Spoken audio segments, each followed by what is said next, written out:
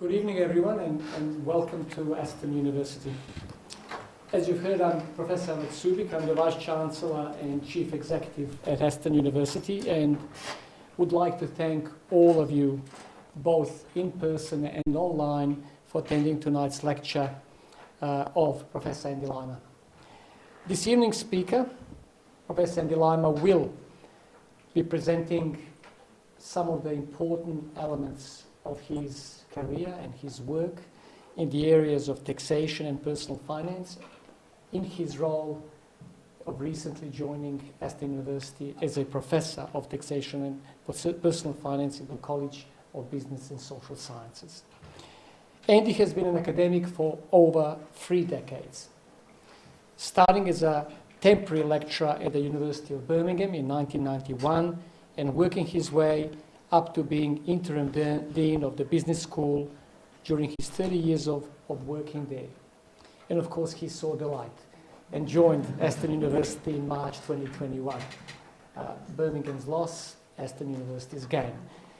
And he joined as a professor of taxation and personal finance and head of the accounting department in Aston Business School.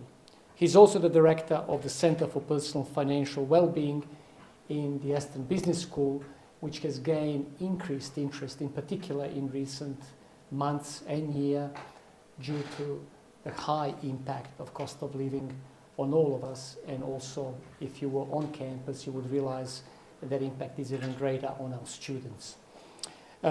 Andy led Her Majesty's Treasury Tax Development Program for the government for a number of years in the mid-2000s. This was a program all tax officials in the Treasury went through in the first 2 to 3 years in the organization to learn about setting effective tax policy and the tax policy landscape. But he tells me that it is not his fault that didn't listen and still aren't setting effective tax policy. As a newcomer in UK, I can tell you the tax policy in this country has been a real awakening for me, and I'm still learning about it, and I hope to catch up with Andy after his lecture and learn a little bit more.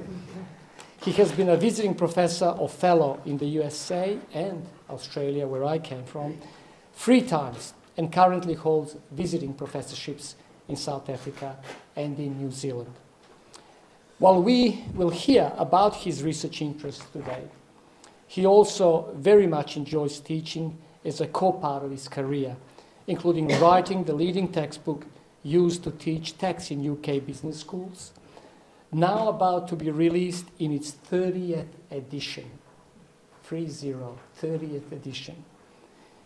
That has stood the test of time, I think, against any measure in the higher education sector. There aren't many textbooks that can praise that kind of a record over 30 edition period. And in case you haven't heard from my esteemed friend, events manager, turn off your phones, please. He also wrote a textbook on comparative taxation, detailing what you can learn by looking at how others design their tax systems, and learning from best practice around the world, benchmarking and assessing various experiences. He loves being in the classroom, and particularly doing things like public talks on tax. Really, Andy? Tax. Law and tax. I don't know what's more inspirational. Outside of his day job, Andy has been a treasurer of various charities and similar organizations over many years, from running a manor house that was used as a large outdoor youth center to being on the board of a housing association. Currently, he helps lead a debt advice center in the town he lives in, and is also the finance director of an international NGO that focuses on providing medical and community support to the poorest people in Nepal, one of the poorest countries in the world, based on Pokhara in Nepal. Really exceptional contributions, and it just shows the values-led career that Andy has led. Tonight's lecture, Andy notes, will provide you with insights into a wide range of research projects that he has undertaken over the years. All are very applied in their approach, almost always looking to work directly in partnership with the end user of his research as a key theme of his approach. and deliberately trying to make his work accessible by all users and with policy change and impact at its heart in challenging norms of people and their approaches to money. This is the impact-led research approach. This is the mission-led research approach, which I'm pleased to say is at the heart of Aston's strategy. So hence Andy fits beautifully in this environment and is continue to lead this approach in his areas and his disciplines at this university. I'm told that there will be some audience participation, some innovations that Andy has built into his lecture tonight. It is a surprise. I hope he doesn't call me to this challenge. So I hope everyone else is ready for the challenge and ready to listen and engage. Keep an eye on Andy during the presentations. I don't know what he has in mind. I'm therefore delighted, finally, to welcome Professor Andy Lymer to present his talk on the topic, Cost of Living Crisis, Can Research Really Make a Difference? Over to you. Thank you.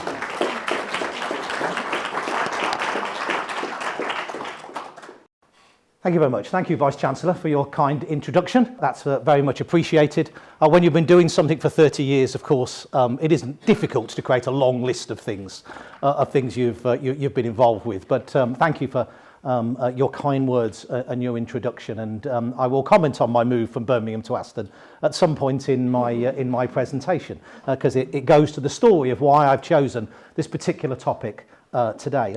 Thank you for those of you who are present here in the room. Thank you for giving me of your time this evening, the end of a long working day for many of you. I appreciate. Thank you. For those of you online, thank you very much for joining us today. That's very much appreciated. And those of you who are going to watch the recording afterwards, we're recording this, so we're really grateful for those of you who engage through this process. My wife and daughter were supposed to be here today. Unfortunately, my daughter came down with a cold that I've had for the last week. So she blames me for her non-attendance. But I know she's watching, so I will give my greetings also to my wife and daughter, and I hope she's feeling a little better today. Our day off school, I'm sure, would have helped there. And I also want to say, because I will forget to do this at the end if I don't, I want to thank the events team, who have done a fantastic job of looking after me over the last couple of weeks, and well, longer than that, a couple of months probably, since we decided to do this. And I know I will forget to do that publicly at the end, so I've made sure I do it at the beginning, because they're what makes a difference. Although I was frightened when I came into campus the other day and there was a large poster of me as I walked into the main door, and that was slightly freaky. I must have put off students for the last week, so at least those will come down now, which is some good news. The Vice-Chancellor has said, I am hoping to get a little bit of interaction from you today, if for no other reason to keep you awake. We've got 2.5 hours together now to work through this. Well, okay, we've got 45 minutes or so to work through some time, but I would like to get some sort of interaction. I think that lectures work best when there's a two-way interaction. Even though this is supposed to be a public lecture, I'm hoping that we will have some kind of interaction. Although the idea of the lecture, the way we're operating today, is we're not going to have some questions and answers at the end, as I understand is typical with Q&A. What I would like to do is try something different, something I don't think has been operated before for inaugural lectures, although is a regular part of the way we teach our students here, is I want to make use of a tool called Padlet. Some of you may never have come across this before, but this is a way of providing an opportunity for both those who are online and those in the room to ask questions and interact with each other. So you can see the questions that are posted and you can respond to that. There's a URL there. If you have your phone, I know most of you turn them on silent, but if you follow the instruction to turn them off, turn them back on again, but have them on silent. There's a QR code there that if you know what to do with those, then that should work. And we'll take you to a Padlet. Please feel free to post questions. You can read the questions that others are posting as we go through the lecture. And I'm going to keep this live for about a week. Yeah, assuming people keep interacting. I can't answer your questions during the lecture, because I'm doing the talking. I have to focus at that. But I thought this would be a wonderful opportunity for us as a community to have a bit of a discussion for a period longer than the 2.5 hours, the hour that we're going to spend together. So this will be an opportunity for us to continue to have a conversation. And also critically, for those of you online or those of you who are watching this afterwards. That will also give you an opportunity, I hope, to participate in this conversation. And I'll keep it live for at least for a week, and if we're still having some interaction, maybe we'll keep it for longer than that. But I think this is an important topic. I think people have interesting things to say. I would love to hear what you have to say. Unfortunately, the nature of a lecture means you have to hear what I have to say. But this is an opportunity for you to interact, to comment, to maybe offer suggestions, for us to have a bit of a discussion. So please make use of that tool if you would. So what am I going to talk about for the next half an hour, 40 minutes or so over my lecture? Here gives you a little bit of an overview, so you've got a rough idea about how far we are through at any point. If you start to nod off, you know how far still to go with the lecture. So I'm going to start off with talking a little about the crisis that I think we face as a country.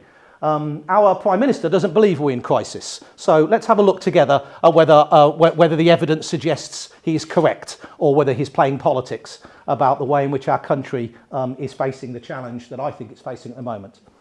An inaugural lecture, of course, is a public lecture. Yeah? So this is about me explaining to a public audience why it is I think the university has decided to make me a professor.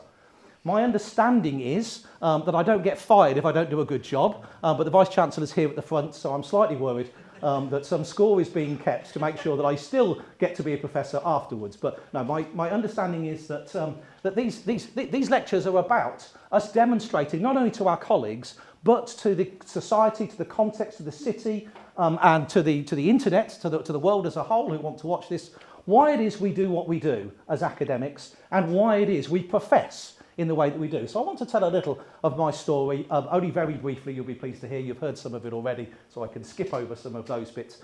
But why it is I've ended up doing the things that I have done. It isn't entirely by accident that I've ended up doing this, but there is a little bit of design in what we do, as you'll see. And then I've asked a particular question in this. Where does research fit in all of this?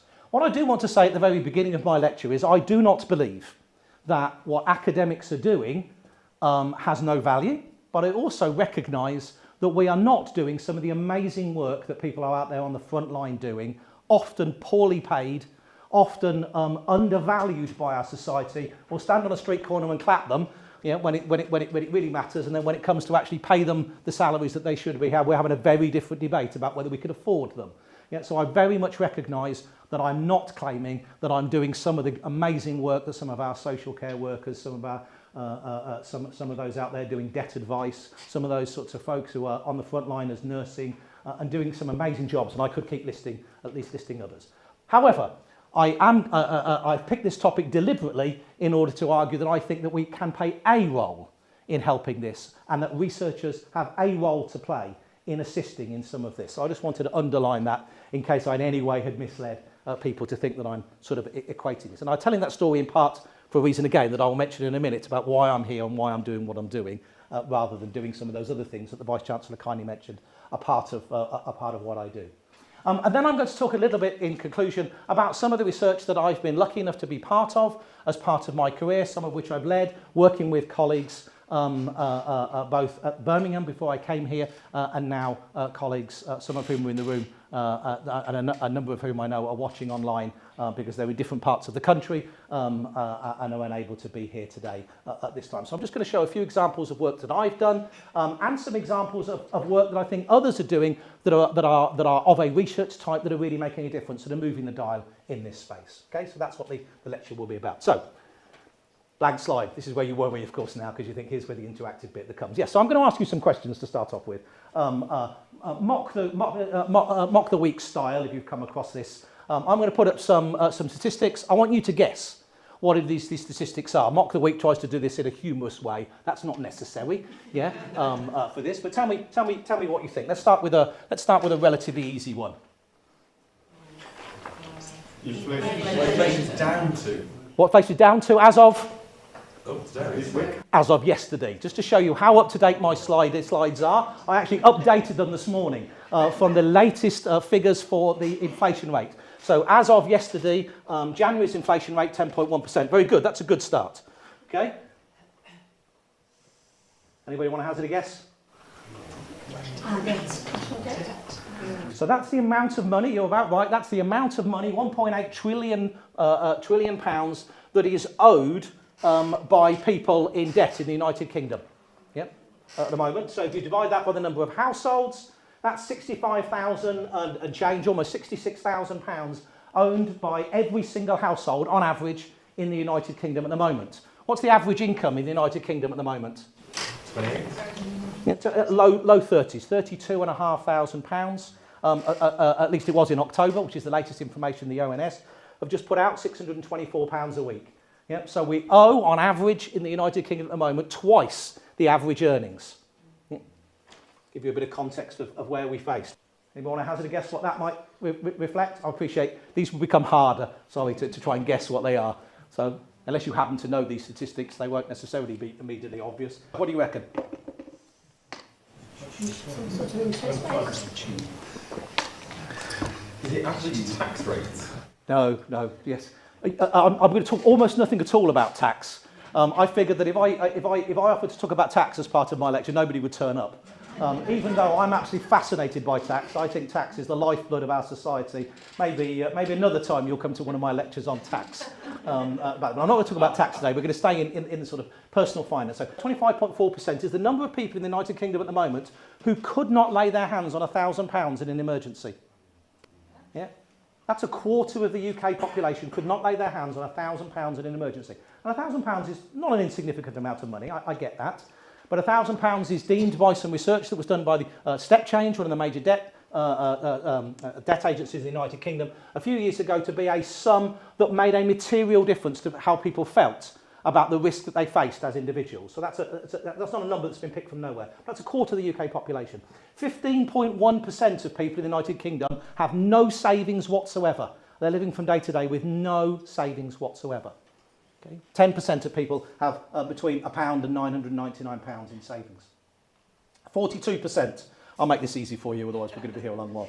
42% is the number of UK adults at the moment on mortgages who are reported that they are somewhat or very worried about how they're going to be able to meet their mortgage payments in the immediate future. 42%.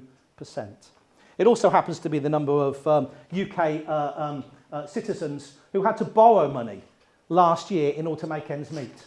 42%. That frightened me when I saw that statistic. 74%. What do you reckon? This is hard, isn't it? 74%, the number of people who use gas for their primary heating in their home at the moment. 112%? Increase in that cost? Increase in the price of gas over the last 12 months. Yeah, for the standard price of a unit of gas, 112%. Yeah, 112%. You join those two together, that's a worrying statistic, isn't it? The number of people who are going to really struggle to be able to heat their homes this summer. Okay, 414,546. This is the number of people who made a phone call to Citizens Advice during October 2022. That's up 15.5% since October 2021. 500,000 people have reached the point where they've picked the phone up and want to ring a debt agency to ask for help. If you know anything at all, any of you work for debt agencies here or have had any connection with debt agencies, people don't do that on a whim. People do that when they're reaching desperate state, when they've got a real problem.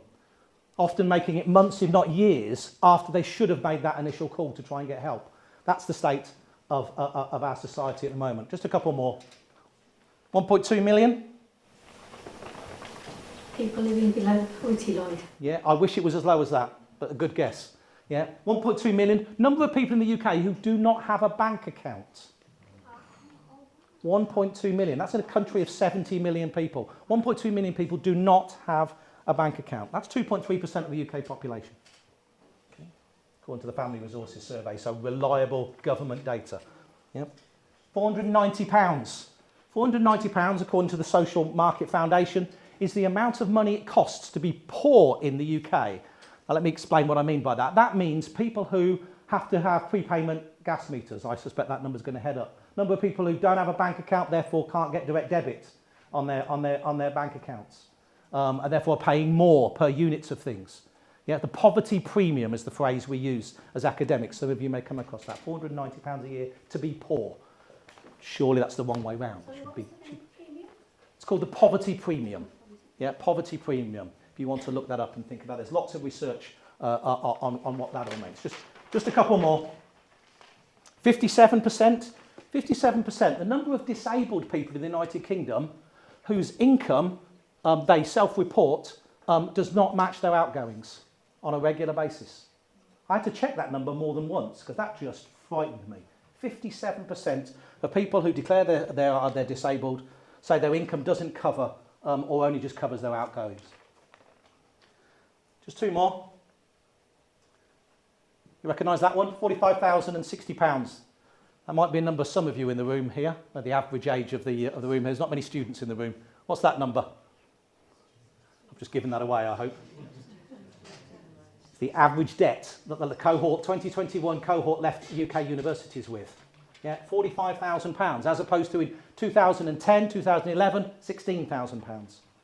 Yeah, we've got a group of students who are having to graduate with very significant debt. We know that. We're doing everything we can as a university to be able to support and look after our students and recognise that. But that's the kind of way a lot of our young people are launching their lives, with £45,000 of debt into some of the situation that I'm facing. One more. Sorry, two more. 12,800 versus 9,628. That's what the Pension and Lifetime Association, Savings Association, 12,800 is what they say you should be able to receive an income to have a no-frills pension in your retirement. You need £12,800 worth of income. What's 9,628? What you're actually getting? State pension. Yeah, full state pension. If you're entitled to full state pension in the UK, you get £9,628. I'm hoping most of you don't need me to explain there's a gap between those two. So even for no frills retirement experience, you cannot survive on a state pension alone in the United Kingdom at the moment. Okay. One more, 2.1 million.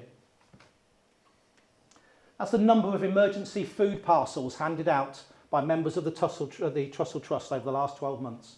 Food banks.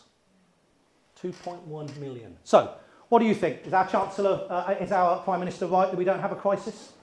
Yeah. I have not been particularly selective on picking those statistics. Yeah. I know sometimes politicians are particularly good at this. They pick statistics to tell the story they want to tell. Yeah. I've used two particular sources. A great charity who produces a monthly set of statistics, if you're interested in this, called the Money Charity. I'll refer to them a bit later. They produce some monthly statistics that monitor this sort of thing. You can keep an eye on it. And also some of my colleagues, where I was at Birmingham, the research centre that I used to run, called CHASM, have for the last 10 years have been producing an annual financial inclusion monitor. So I've taken some of the data from there. So remember my question. I could almost stop my lecture now. I've almost answered my question as, can research make any difference? Well, there's the evidence. Yeah, these are all research numbers where people have made efforts to try and determine the state of something that's going on within our United Kingdom in order to provide the basis on which we can do something about it. Yeah, to describe what goes on, and that's what researchers do a lot of course, as I'll come back to in a few minutes. So I could almost shut up now, but I'm not going to, in case you think you're off already. Okay. Let me just expand that a little further. Does the cost of living crisis affect everybody equally? Yeah, this is the latest statistics from the Resolution Foundation showing the CPI figures for January. This is so hot off the press. It came yesterday. I had to send my slides only today to the events team because I grabbed this yesterday. It's so up to date. You see, I've even had to change the date at the top because they forgot to do it when they posted this yesterday morning. It still said December. But this shows the effect of CPI inflation on different deciles of income. Different percentages of income. If you split everybody's income up from the very richest, the richest 10% to the very poorest 10%, I quoted 10.1%, but you can see at the poor end, they're facing an average inflation rate at 11.7%. Yeah, sometimes we miss this when we float these numbers, that actually inflation does not affect people equally. Yeah, there's a 2.9 percentage point difference. Yeah, between the very richest, who of course are buying different things, to the very poorest, and therefore inflation is faced differently. And you'll have seen statistics possibly about the changing rate of food, for example, which I think I saw was 16 or 17%. Yeah? That's changed, that's down a little bit. That's December's figures. You can see if you flick between the two, 11.7%, 11.9%. Yes, it's come down a little, but look what's happened. Yeah, it's actually come down more for the richest than it has for the poorest. Yeah, even. Yeah. So this imbalance in those cost of living crises are a challenge for our society, and it's not being borne equally. So, does this crisis affect us all equally? Yeah. Here's another question for you. What percentage of the UK population do you think operates, well, I've talked about an income perspective, now let's talk about from a wealth perspective. What percentage of the total wealth in the United Kingdom, if you add up pensions, property wealth, financial wealth, what you've got in the bank, savings and so on, and possessions, what percentage do you think of the UK's total wealth is owned by the, say, top 10% of the UK population? What do you reckon? 85%. Not quite as high as 85%. Yeah, I can see where you're going with this. I've created such a pessimistic view of the world that you're taking this to the extreme. Yeah, no, it's actually about 50%. 48.6% of the wealth in the UK is owned by the wealthiest 10%. Who is in the wealthiest 10%? You know how far you need to be into. I wasn't asking you to put your hands up. It's okay. Who is in the wealthiest 10%? Yeah. Anybody who has more than £627,000 worth of total wealth, that's the value of your home if you own your home, the value of your pensions, the value of your bank account. If you add all that up and you're worth more than £627,000, you are in the top 10% of the United Kingdom. If you earn more than £60,000 a year before tax, as a household, you are in the top 10% of the United Kingdom. Yeah. So I'll leave you to make judgments as to where you fit within that. Yeah. But often when I talk to people, people think that they are, well, let's not follow that through to a logical conclusion. Yeah, but people don't often, they think they're worse off than they are compared to the average with a lot of people I end up talking to. Yeah. Look, we go down to the other extreme. Yeah, the 50% of the UK population own less than 6% of the wealth of the country. Okay. That's a huge imbalance in the figures. This is the figures from March 2020, but it won't have changed very much. And if anything, it's getting worse. Yeah, the wealth is accumulating to the wealthier, or you've seen some of that sort of press out there. Yeah. If you're interested in working out where you are, there's a couple of these calculators. The Institute for Fiscal Studies provides a calculator where you can plug your own numbers in privately. They promise they're not keeping the numbers, so you can see where you actually sit on the percentage. And the UK government do the same thing. If you look on a gov.uk website, you can have a look at that. I'll provide you with the URL if you want to have a look at that. It's quite interesting. We also know, of course, that wealth varies by age. This probably won't surprise most of you in there. We tend to peak at the most wealthiest just at the point before we reach traditional retirement age. Yeah, so wealth accumulates, and then we start to decumulate wealth when you move into retirement, at least in a traditional sense. Yeah, so I'm not dwelling on any of these numbers. I'm just trying to give you impressions rather than focus on them. I don't know what happens here. Yeah, I'm going to explore that a bit. There's something there where both the median and average wealth seems to increase when you move further into your 80s. That seems unusual to me, but apparently that's what happens. I'm going to go look that up and respond on that. So if I find out anything the next week, I will post it to the Padlet so that we can find out collectively what's going on there. But that pattern is quite normal. It's been well recognised in most developed countries around the world. So wealth does vary by age. So my point is that this cost of living crisis is not affecting all of us equally. Yeah, there are some people who are really, really hurting in our society in the United Kingdom, despite what our multi-millionaire Prime Minister may say. Yeah. So let me tell you a little about my story, just briefly. How have I got to be here? The Vice-Chancellor has kindly reminded me that I've been an academic for 30 years. Thank you, Vice-Chancellor. Obviously, I started incredibly young. I thought I might put up a picture of myself from what I looked at, but I thought that would frighten everybody, so I'm not going to do that, because that would be sort of way too frightening to show what I looked like when I was graduated from my master's. Oh, hell, I thought I'd deleted that. Forgive me. Let's hide that. But I have been an academic. I've been an academic for 30 years. I was the first person in my family to go to university. One of the things that I found really attractive about coming here to Aston is that many of our students are breaking a mould with their families and being the first people who are coming to university. And we have an opportunity as a community to welcome that, to respect that, and to bring education into a family to make a difference there. And I'm very proud of the fact that I'm at a university that takes that really seriously. Not that Birmingham didn't, but this is a particularly a feature of a lot of our students, I know. And I recognise that. I was in that situation. I've both one of my nephews and one of my nieces have been at university. One of my nieces is now at Keele University. So other family members have now followed that through. I'm not the only person. I opted to live by the sea. When I was a student, I went to Aberystwyth, did my undergraduate and master's degrees by the sea. It was fantastic. I did degrees in accounting and computer science. I've now specialised sort of more into the accounting end, but for a long time, computer science was a key part of what I did. And still is to some degree. So we have interim Matt, who sat here, remembers us having lots of long conversations about how we might use computers as a teaching tool, because that's my background as it was his. Remembers from when we had these conversations 25 years ago, Matt, wasn't it, when we first got to know each other. So I have undergraduate and master's degrees in accounting and computer science.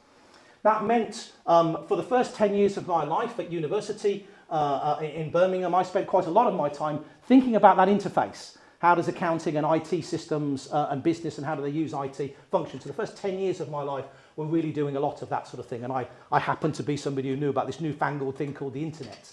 So I had some fun time sort of wandering around FTSE 100 businesses, teaching them how to use this newfangled tool called the internet. Yeah, that everybody was suddenly getting excited about at the end of the 1990s and early 2000s. That was the first 10 years of my life. Second 10 years of my life as the Vice-Chancellor of my academic life, as the Vice-Chancellor has described, I spent a lot of time doing tax-related stuff. I will bore you if you'd like to afterwards about why I think tax is absolutely fascinating, but I think it's a subject that gets very, very poor press. Yeah, accounting is bad enough, and then I have to admit I'm doing tax as well, and it's just... but although what I find at you're a dinner party, people sort of roll their eyes when you say tax, and then a little bit later they come by and say, well, actually, could you just tell me about? And so it is more popular sometimes than we think.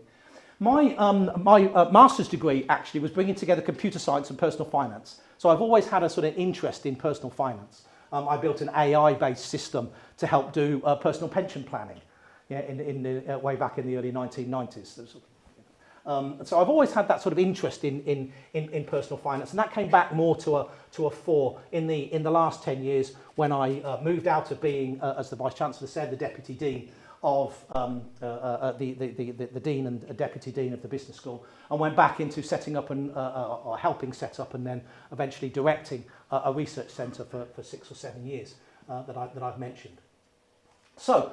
A couple of these things I've already mentioned. One of the great things about being an academic, if anybody's thinking about a career in academia as students here, one of the wonderful things about academia is the ability to be able to travel around the world, meet and work with some really fascinating people. And I've been very lucky in my life to spend a lot of my time in Australia and in the United States, where I've been for quite a lot of time. And as was mentioned, I hold visiting positions in South Africa, where I'll be in August again.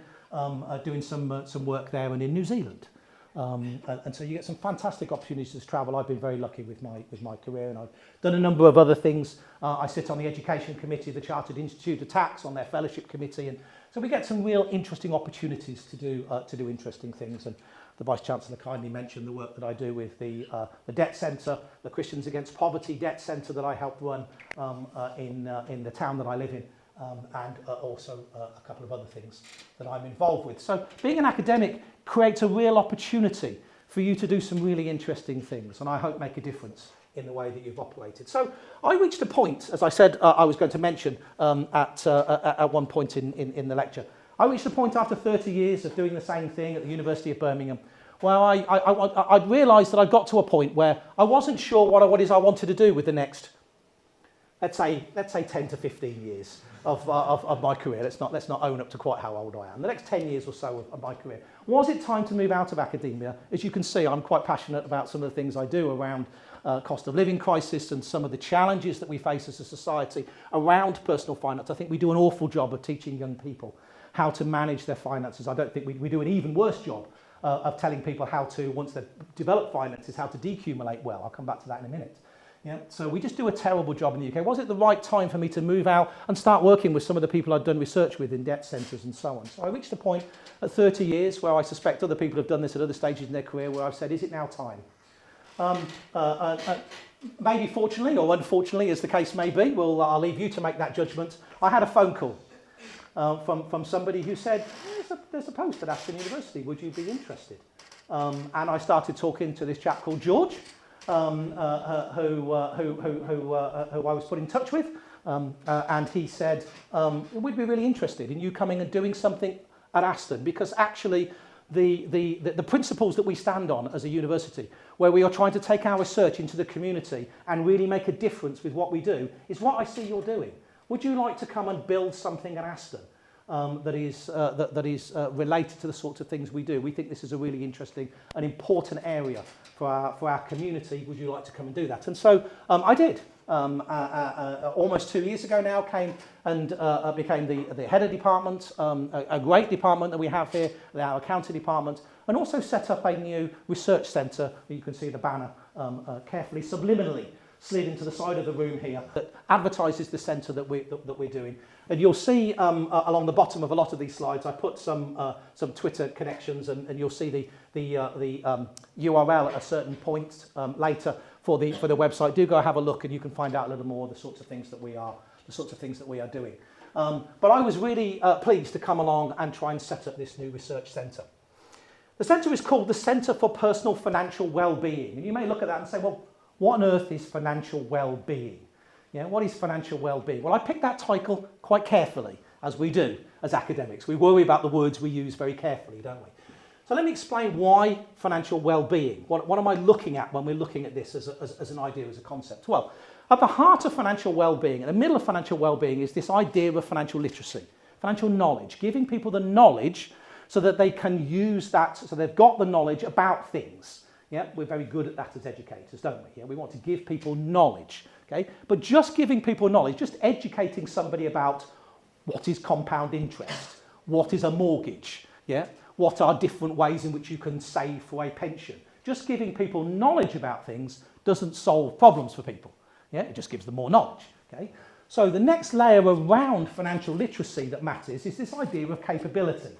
Yeah, you don't just give people knowledge, you've got to give them the ability, the context, in order to take that knowledge and do something, to make decisions and to apply those decisions. So for many years we had a national strategy in the UK that was run by an organisation called the Money and Pension Service, which is part of the Department of Wealth and Pensions, a national strategy for financial capability, which is about how do we help people get knowledge and then be able to use it in meaningful ways. I do a lot of work with the Money and Pension Service. They kindly fund quite a number of things that we do. I'll mention them a bit later, and I know a number of them are watching live at the moment. Thank you for your support and all the work you do to try and promote this at a national level, because they do amazing work, and there's some incredible people there working really hard within the government trying to fix this. However, financial capability only takes you so far. Yeah, that's only focusing at the finance, the numbers. What you really want to do is to set this in the context of what really makes a difference to people's lives. How does it factor into their mental health, to their physical health, to the relationships that they have with people, to the plans they have for living a fulfilling life, whatever fulfilling may mean to them over their lives? And that's what financial well-being is about. How do you create a context for people to live the full lives that they want to live? One aspect of which, of course, is financial and finances, because you need the finances to live some of those lives. But it isn't just about knowledge. It isn't just about being able to apply it. It's about setting in a context where they can really make a difference to their lives. So that's what financial well-being is about. Yeah? That's why we're called the Centre for Financial Wellbeing. And that's why we do more than just educate, and why that matters. There's the mission of our centre, the Centre for Personal Financial Wellbeing, interdisciplinary. Yeah, we sit in a business school, but you'll see, if you look at our website, as many of my colleagues are coming from social policy, or coming from human geography, or coming from other areas on campus, from psychology, from health, in different ways. We're an interdisciplinary research centre, because you can't just look at money as a business focus. You need to think about it in the round if you want to apply this effectively. We look at the causes and the consequences of personal and household financial insecurity. My focus is very much on people and households. That's a little unusual for a business school. Yeah, but as a business school, we care enough about people, not just as employees, not just as workers, but individuals. How do they gain money and make decisions about money and therefore contribute to the society in which they operate? So it's great that we have that focus here within the business school, not just as workers for a business, but as individuals and households in their own right. That's what we're focusing at. Yeah, providing accessible and timely insights to a whole range of people who use our research. And you'll notice I've got academics in there, but a lot of my work isn't just about producing work for other academics. Yeah, we're not just sitting in an ivory tower and shouting to other people in other ivory towers, which sometimes goes on in some universities, thankfully not very much here. Yeah. Yeah, a lot of our work is targeted at the financial service industry, at third sector organisations, trying to support what they're doing or to give information to enable policy to be developed in ways that will support the functions they operate. But as well as the general public, a lot of what I do is doing this sort of thing. And I like doing this sort of thing.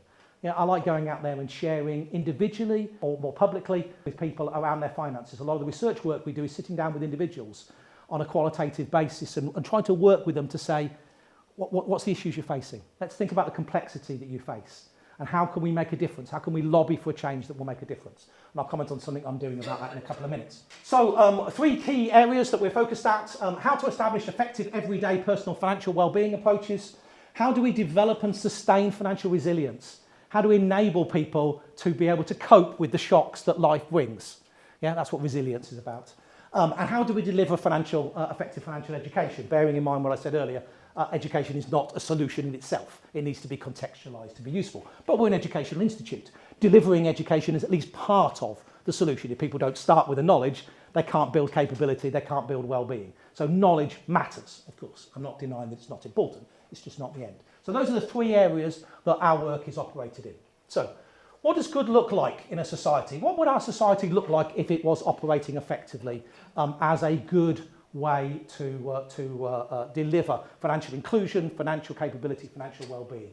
Fortunately, there's some great researchers, Elaine Kempson and Sharon Collard, who are 2 people who have done huge amounts of really important work in this space. Sharon leads the Personal Financial Research Centre at the University of Bristol that used to be led before she calls it retired, but I think she's busier than I am. Elaine Kempson, who does a huge amount of work in this space. And they had a look at this on behalf of the Friends Providence Society a few years ago and said, look, a really healthy, financially inclusive society, the one that we should be working towards, looks like this, where people can manage their day-to-day financial transactions. So they've got bank accounts. I showed you earlier the number of people who just can't do that. Yeah, they can meet one-off expenses, both the predictable ones and unpredictable ones. So they've got some savings. They can cope with shocks. Yeah, maybe they've got some insurance. Insurance is something that people drop off very quickly when resources become limited, but so critical to people's long-term well-being that they have appropriate insurance products. But we're very bad at thinking about insurance as a tool in the UK. Managing the loss of earned income, they should be able to cope with the loss of earned income, and we should be reducing problem debt. Not all debt is bad. If you listen to Martin Lewis, he talks about this on a regular basis, doesn't he? He says not all debt is bad. Debt only is bad if you don't know how to pay it back. Yeah? We all have to incur debt to be able to live our life to our fullness. The trick is to make sure you know how you're going to pay it back. And then debt is okay. Yeah, debt is not bad in and of itself. It's when it becomes a problem, when you don't know how to pay it back, that it becomes an issue. So that's the kind of society that we ought to be moving towards. Yeah? Does the United Kingdom in 2023 feel like that? Well, I could flick back to the cost of living crisis slide that we showed earlier. I don't think so for a huge swathe of the UK population. Not everybody, but for a huge swathe of the UK population, we have a real challenge in financial well-being in the UK. Yeah? And we have a task to do, both as frontline workers trying to solve that on a day-to-day basis, but also academics stepping back from the front line and saying, well, what are you doing? What is going on? What is happening here? What would good look like? How could we move from here to there? Because often the transitions are the problem, of course, with a lot of what happens. Yeah. So, where does research fit into this? Okay, where does my research, where does others' research fit into this domain? Now, forgive me, for those of you who are theorists in the room, I've got a very simple model that sort of works for my simple brain about where it is I think research in this space sort of helps the things that we do. I'm comparing measuring things, doing research that will tell us numbers on things, yeah, to evidence, using those numbers to actually try and influence policy. So research that takes the numbers beyond just describing things and starts to say, well, this is what we should do with those numbers. To blue sky thinking, apologise, that's upside down, but I couldn't get the slide to work with putting it the other way around. Blue sky thinking, where there is a role for academia to be able to step back from this and say, well, let's try and think completely differently. Yeah, let's not just evidence change. Let's think about what radically different things would look like. So let me talk about some research that I've done and others in each of those three areas just briefly. And you'll notice there's some intersections. That's why I've done the diagram in the way that I did there. Yeah, there's some intersections where you're doing stuff that is both measuring and evidencing. Yeah, so some of this is a bit arbitrary, but I've tried to put things in some of those quadrants of some different bits of research. I mentioned the things in red boxes are things other people are doing. The things in blue boxes are pieces of work that I've done or that some of my colleagues have been engaged with within my research centre now, or the one that I was running before I came here. Yeah, so I mentioned earlier the money charity. I'll very happily share the URL for those money stats if you're interested. It's a really good way of just monitoring month on month what's going on in our country. They produce some great stats there.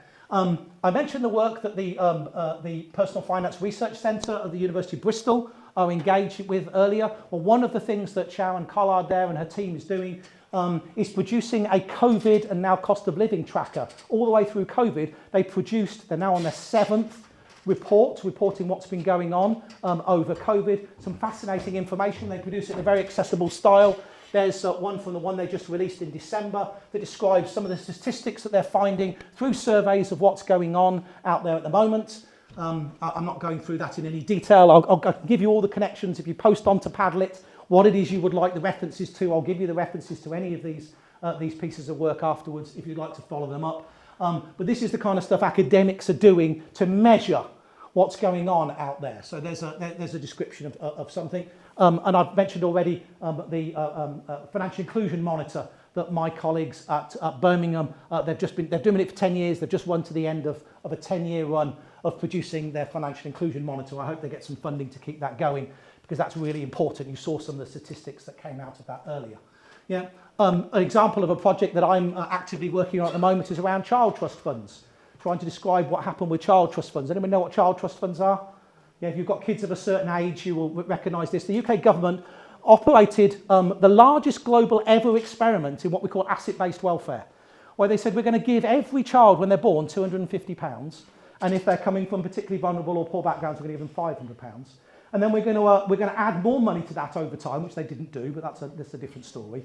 Yeah, they changed governments and they decided that wasn't a good policy as we move from one government to another. But let's leave that one aside. You can read my paper on that if you want to. And so what we did, this happened 18 years ago. The idea was you put that money in and it belonged to the children. When they got to 18 years of age, they could have a pot of money to do something with, maybe fund education or whatever. Yeah.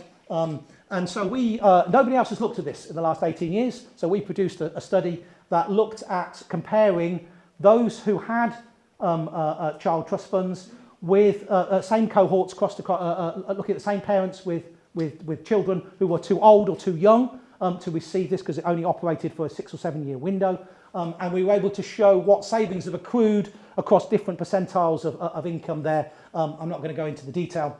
We don't have the time to do that. But the middle panel there is what happened to people who had children with trust funds. And you can see the lines are all higher than they are. Yeah, so giving people money meant kids are getting cash at 18 they wouldn't have had otherwise. Their parents would not have contributed to. So a £250 investment. Some were coming out with the best part of £2,500 by the end of that because parents or others had contributed to it. And while the richer benefited more than the poorer, even the numbers at the bottom there, look, there was some money for the poor. The blue line is for people in the lowest 25% percentile of population in the UK. Let's not dwell on the detail there. But that's the kind of work that and evidence of where we've been trying to measure something. Okay. Use some examples now of where that branches in between measuring and evidencing something. I did some work with some housing associations. I've worked with a number of housing associations looking at the connection between housing and welfare and well-being. You won't be surprised to hear that there is a very strong connection. People's well-being very significantly improves if they end up with a stable home where they feel safe and they feel secure. It's not rocket science. Yeah. We've done some projects with a number of housing associations to try and elaborate and detail quite what that means. One of the things I like to do is to use infographics, try and make this accessible. So again, I'm not expecting you to read the detail, I'm just showing you the sort of evidence of something we did. And one of these projects we actually turned into a video as well, which was great fun. I'm not going to make you watch the video, it's okay, but I can give you the reference if you'd like to see that. I like to use different forms of presenting research information because that's what has the impact, of course. It isn't just presenting academic articles that are difficult to read. We want to make our work accessible. I like to do that with the work that we do. I was involved in a project that evaluated a life skills program. This is a program that tries to work with individuals around their money, around their relationships, and around their healthy eating. They run a national scheme, and I was involved in doing an evaluation of that, tried to help get more money to put into those schemes. So that was about evidencing something that was working and that needed to be invested in. I did a project with Birmingham City Council and working with what I've called here local grassroots debt help, which is possibly not the fairest term for them, but these are organisations that are working in communities, trying to work with different communities to provide debt advice and debt help amongst a range of other services. And we did an evaluation trying to demonstrate why it's important to feed national money into local support. Yeah? Not that it's not important to feed it into the citizens' advice and step changes and national debt lines and those telephone-based services and others. But it's also important to recognise that not everybody's comfortable with going there. Some people want to be able to operate at a local grassroots level, and we were able to demonstrate some evidence. That was another project that was kindly funded by people at the Money and Pension Service. Thank you very much for that project. Let me talk about evidencing. I'm conscious of the time. I am speeding up, I promise. Yeah. Let me talk about a couple of projects which were definitely evidencing based in their approach, trying to produce evidence that made a difference, that fed policy. I was lucky enough to be involved in an all-party parliamentary group in London, in Parliament, that works on financial education for young people. I helped write the 2016 inquiry report they did. I don't know whether you're aware that financial education in the United Kingdom is a compulsory requirement for all secondary schools. It's mandated. When they mandated it, the amount of financial education that happened in secondary schools went down from what was operated previously, because previously it wasn't mandated, it wasn't on the syllabus, so there were lots of voluntary organisations that would go into schools and say, well, we think this is important. As soon as it became mandated, they went and did things elsewhere, because they said, well, now the government's clearly going to support it because it's mandated. No, it wasn't. Yeah, it's not what happened, because the schools don't have the resources, they don't have the expertise, so we were able to demonstrate that actually things had gotten worse, not better, by doing things that we thought would make things better. Yeah? So we get involved in fun things like that. I'll skip over a couple of these in the interest of time. And one of the latest projects that I'm doing, working with one of my colleagues, Hayley James, who's a senior research fellow in my centre, is looking at mental health and personal financial well-being. There's a very strong relationship between mental health and financial well-being. For those who suffer with mental health, they're much, much, much more likely to have financial challenges in their life. And the other way. What we don't know is how that relationship works. Where is their causality? And so we're looking at some evidence, REA, rapid evidence assessment, trying to look at what evidence is out there to say, where is that relationship? Does it change differently for different presentations of mental health? And what could we do in that space? We're doing some work again for the Money and Pension Service, thank you very much for funding that, to try and look at what is the evidence out there and what could we do to try and develop some of that space. There's a number of other things that are going on by others in this space. You may have come across the Oxfam Inequality Report. This is the latest one that they have done. I'll give you the URL for this. This one shows some frightening statistics about where our wealth is going to. I won't go into the detail now in the interest of time, but you won't be surprised to hear a huge percentage of new wealth each year goes to the wealthiest individuals in the world, to the billionaires. I won't share statistics on you now, but I can tell you, if you want to know how frightening the number is, in the reception afterwards. Fair for All Finance, a wonderful organisation that is taking money from funds, from accounts that have become dormant, whether people don't know who owns them anymore, and investing in research. And they do a whole range of research. I've just picked one of them here, which is a really interesting one, I think, where they're looking at what's the evidence for what happened in the banking community over COVID, and evidencing that actually all those things that banks didn't affect their bottom line at all. Yeah? In fact, actually, it increased the quality of the relationship between banks and their customers. Maybe we should be thinking about whether some of those things could be extended beyond COVID. Yeah, so I contemplated whether I should put that in the blue sky thinking box, but I left it there anyway. There's another project that's being done by colleagues of mine that we're beginning to work with at Coventry, at the Centre for Business in Society at Coventry University. They did another piece of work looking at credit and the problem with people who have to use credits to make ends meet on a month-by-month basis. Another really interesting piece of work, just to pick out a couple of examples. Another one of my pieces of work, I just yesterday sent off the proofs for my latest book, or the latest book I've edited with Adrian Sinfield, who I know is watching. Hello, Adrian. And Maggie May. Adrian's an emeritus professor at Edinburgh. Maggie's retired member of staff at Birmingham University. We've just sent off a book that looks at the relationship between taxation and social policy. I told you I wasn't going to say much about tax, so I'll move on quickly. That book will be coming out hopefully at Easter, which is 15 different edited chapters that look at this relationship where tax affects social policy and vice versa. Just trying to open the debate about a tax as a tool for social policy and delivering and influencing the way in which social policy operates. It's not just a revenue raiser, but actually is a really important lever of changing how people do things. I won't dwell on that. Another project that I will flag, a pilot project that we're just starting, which was kindly funded by one of the impact funds here at Aston University. Aston is great at supporting small projects to get going, to see whether they've got momentum before we go and go elsewhere. So I'm working with Katie Tonkis, who's in SSH, so the social sciences and humanities part of the university here, and again my colleague Hayley James, looking at working with people who are non-citizens, people who don't own British passports but live in Birmingham, and looking at how that status of not being a citizen affects the way they think about money. Not unsurprisingly, you would expect it would change the way they think about savings and investment. They're not a citizen in the United Kingdom. They're not being given a passport. So we're interested in whether there's policy implications in that. And then finally, thinking about blue sky thinking, I did some work a couple of years ago on savings policy. A savings agenda. You can't read that, but those were our findings that we evidenced. This was work in 2016. Kindly, the Revolution Foundation have just done another piece of work to say in 6 or 7 years what you found is actually not got any better. That savings is still awful in the UK. We have no coherent policy. The vast majority of the money that gets spent on helping people save goes to the people who are rich enough to save already. That's what it's called. That's what it's all about, ISAs. Whereas what we were arguing is it should be going to help people who have the least ability to save, not providing tax breaks to those who can save the most, who probably will be saving anyway. So we've done some work on that sort of space.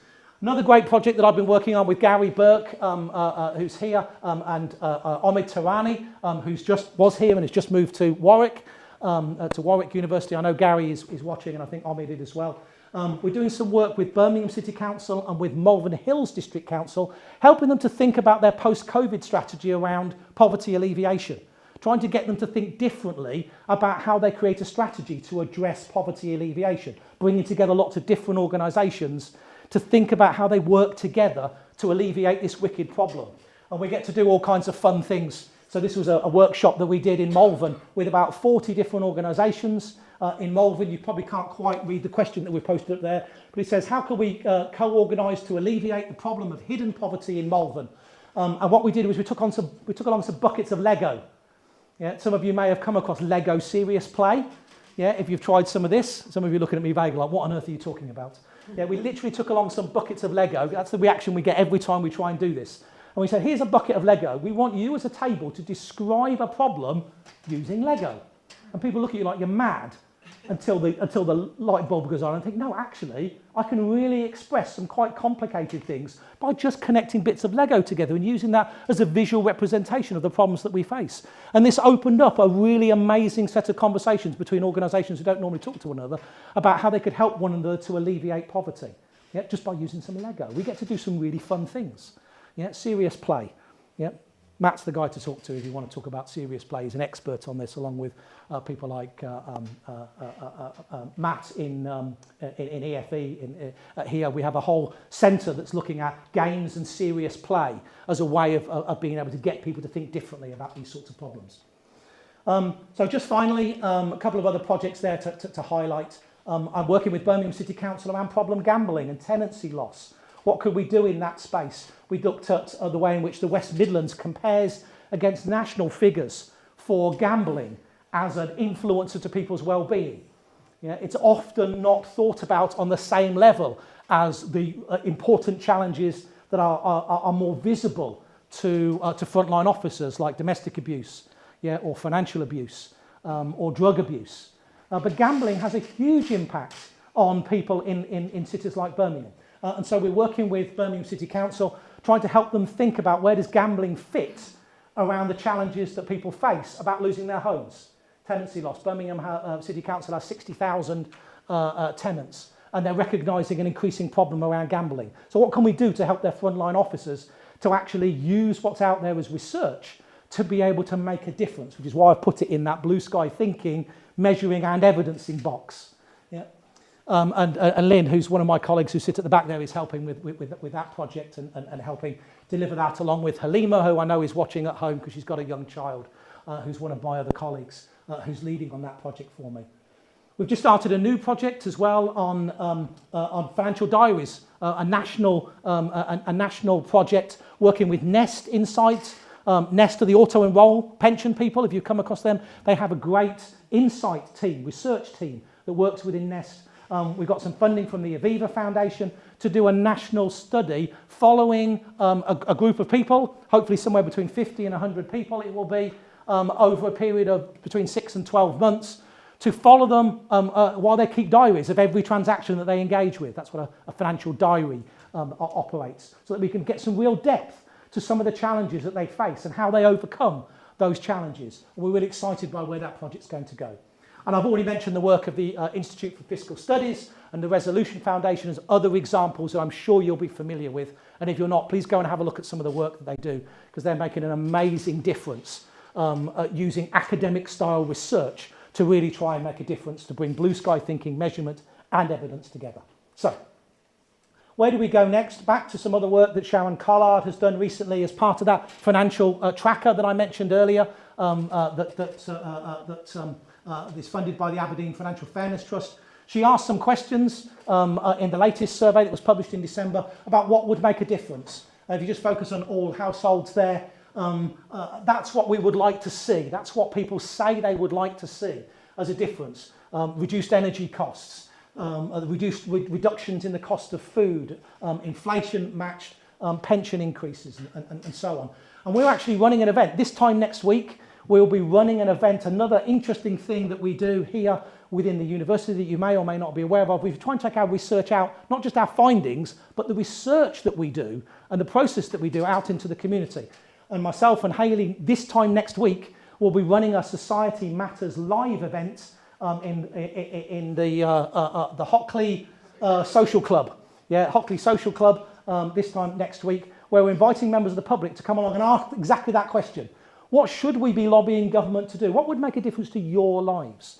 And the aim is to collect that information together and use that as an evidence base to try and feed into the discussion and the research that we do. Yeah, I like doing that kind of stuff. I like being out there, sitting down, rolling our sleeves up and taking our research, not just our findings, out to people. That's a critical part of the way we operate.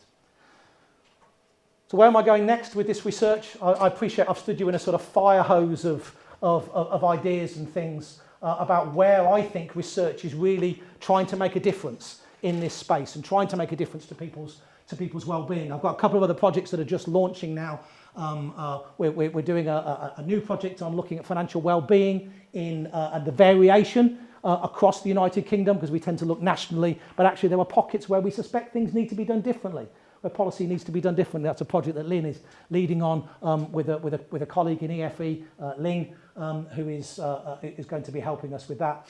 I've got a project on financial literacy for the in South Africa. We've got a huge data set covering the whole of South Africa for the South African government, or part of the South African government, which we're going to analyse and try and help them think differently about how they deliver the funding that they've got available to deliver financial education, financial literacy development in South Africa. That's going to be a really exciting project with one of my colleagues, Bernadine de Klerk, who I think is online at the moment from South Africa watching us. She wasn't able to be here for obvious reasons, but hi Bernadine, really looking forward to working with you on that project. And a couple of other projects that we're launching, but I best not dwell on those because we're well out of time. So in conclusion, Yeah? I hope that I have demonstrated to you that I think we're in a crisis. Yeah? I think we are at a time when crisis is the right word to use, despite what our politicians may say. We face a crisis, the evidence is clear. And while as researchers we might not be out of the front line, I made my decision to come to Aston and not go join a charity and go out the front line, because I think research does make a difference. I think what we do helps that process. I think it's important that we continue to do the things that we do as researchers to help us measure, to help us evidence, to help us to think out of the box about the way in which activity could be done and should be done in the UK. Research is making a difference when politics allows. And of course, that's why I'm at Aston.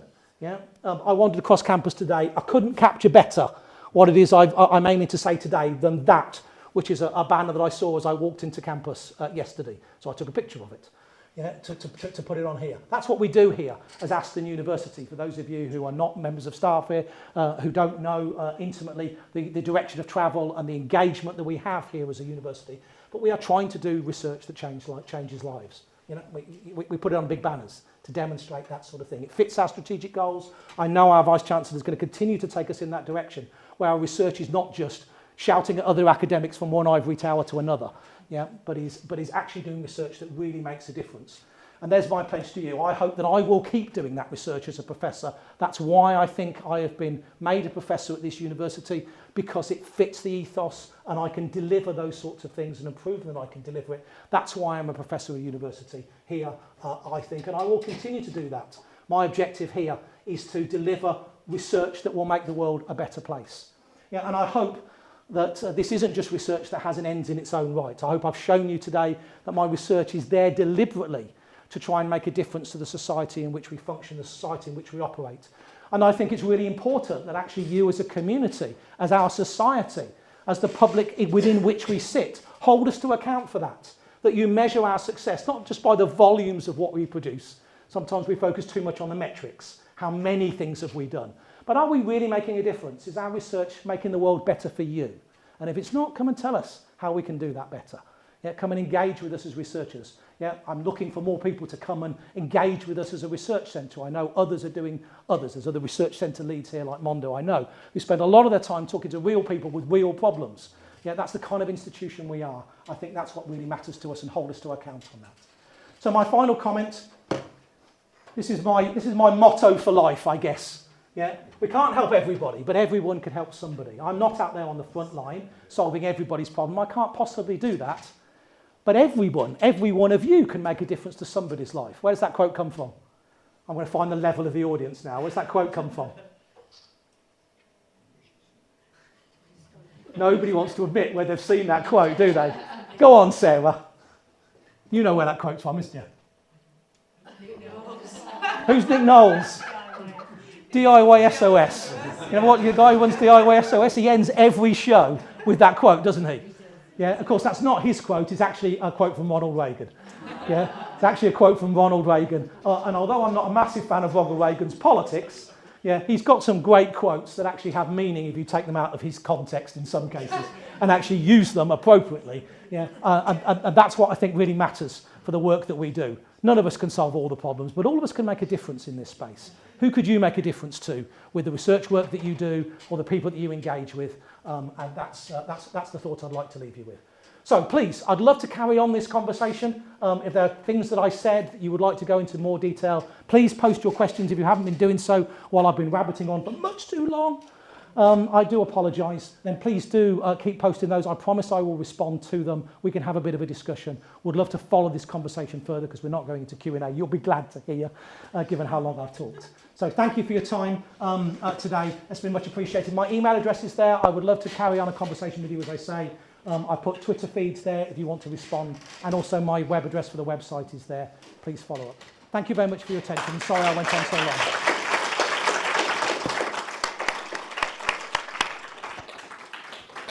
Bear with us just a few more minutes as I provide a closing to this remarkable lecture.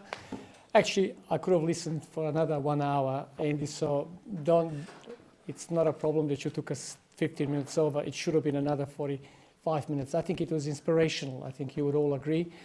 It's quite obvious to me why Andy is actually here. And I think we're both here because this is where this kind of work, but also where these kind of people really fit, where the whole strategy is really about achieving and supporting and leading socioeconomic transformations in society, transforming industries, shaping lives, improving lives and communities. That's what it's about, and that's research with impact. That's not research for the sake of research and research that communicates or speaks only to academia, as Andy very, very ably and eloquently put, but it's about research that makes a difference, that changes lives, changes the world around us, and that makes sense to everyday people. I think what was inspirational to me is that with your whole body and your whole way of thinking, clearly you breathe and live those values, where everything you do is a translation of your research, including your communication of research findings, including your advocacy. Teaching is also translation of research. Otherwise, what are we teaching if it's not translation of research? And the way you're taking your research to policymakers, to the broader public, to the individual, to the person in your town, or to that person in Africa, to solve a problem and improve a life, just shows the universality of research, thought, and what academia can do. That's extraordinary. And I think you've reflected at the beginning, Andy, what took you to academia and what still keeps you in academia so passionately. And is that ability to really reach so many different people with ideas and with solutions and concepts, and think beyond the box, think beyond the rules, think beyond the convention, challenge the convention, envision a different reality that perhaps does not exist and many can't see until you shape it and communicate it, and it becomes a reality. It's something extraordinary, right? I've spent 35 years, a love affair with academia worldwide, and like you, I personally share a passion for research that makes a difference. Otherwise, why do it? Why do it? What is the alternative? It's actually because it makes a difference and makes a better world that you engage in research.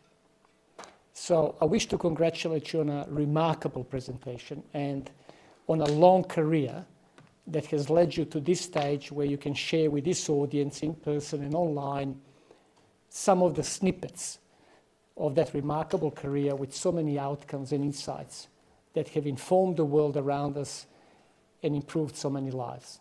And I hope that you will continue to create so many new things, inspirational things. I think it's just the beginning at Aston, right?